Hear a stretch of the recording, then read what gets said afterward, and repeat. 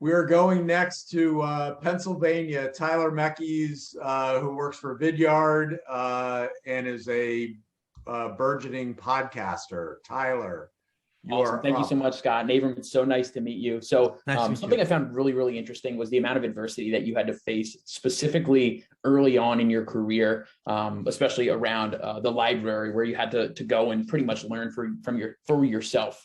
To me, it seems like, although it seems to me that others didn't really see you for what your true value was at that point and what you had to bring to the table. But ultimately, it sounds like you found out what your worth was. And obviously the success over the years speaks to that.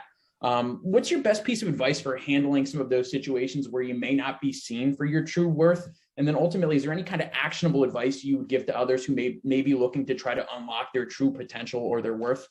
Yeah, so I have to be, I think I have to change the picture of this a little bit because, I was what was called a gifted child. My IQ was off the charts. Everybody knew that. So it wasn't like they didn't know that. Okay.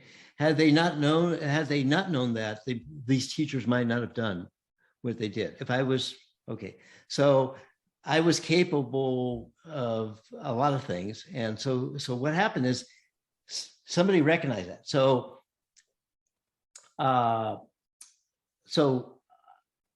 the thing is that there are a lot of kids that can't function. And maybe in the school system, and I can understand why, because it was designed in the industrial age for a certain kind of thing, make sure that people got to work on time and accepted boredom and did what they were told. I've had a lot of parents talk to me about this, and all I can say is, love your child, without, don't be judgmental. Okay. And I'm not answering the question very well because it depends so much on the person, but you got to kill the myth. You have to kill the myth that you have to go and it's step by step. You have to go to this school, you go to high school, you go to college, you go to grad school, you get a job at a good company and you do them. And if you don't do that, you're going to fail. It's not true. It's a lie.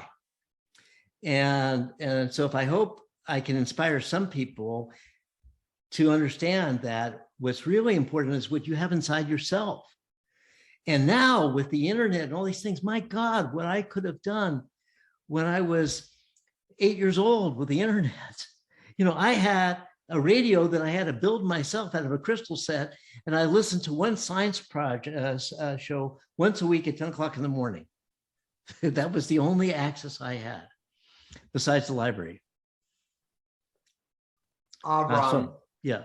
Do you think college, so Gary Vaynerchuk talks a lot about what a scam college is and that he doesn't believe that it will exist in the future. Yeah. Are you of the same mind? I think that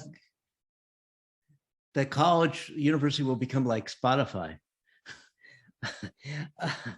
And so, I learn every day. So I think the question is how, if we just intermediate all this and we say, well, what are the functions? Well, one function is attesting to the fact that somebody knows something. Yep. That's a valuable thing. You say you're an engineer. How do I know you're an engineer? Okay. And so, but how you come about, what you have to do in order to get certified, there could be many, many, many paths for that.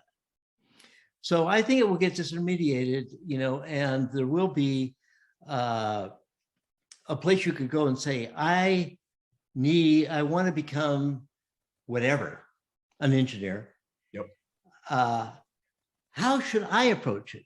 And then somebody should go and figure out, well, how does this person learn? We don't all learn the same way. Right. So, okay, they don't spend any time. They don't do a thing to find out anything about you. Okay. And so how do you learn? When I was at Digital Equipment Corporation, which we didn't have a chance to talk about, and I was running a large engineering organization, the training group there said to me, there are 4 groups. There are people who are sequential and there are people who are random. That was one dimension. There are people who are concrete and there are people that are abstract. Okay, so there was 4 quadrants. And they said, but luckily, we only have to teach people that are concrete sequential because all engineers are concrete sequential.